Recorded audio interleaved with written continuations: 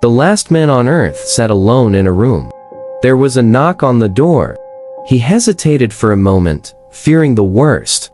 The silence was broken by a voice that sounded like it came from within the walls of the room. "Open up, damn it," it cried. The last man sprang to his feet, staring at the source of the voice. The door was slightly ajar, enough to let in a faint light. He stepped forward, slowly and cautiously, until he was standing in front of the intruder. The figure stood before him, a ghostly figure, with eyes that seemed to glow in the faint light. It was empty, without a body, without a soul. The last man closed the distance between them in a frenzy of fear.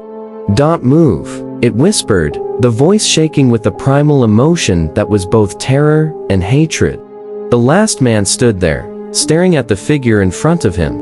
The horror that had filled him when it first spoke had turned to disgust.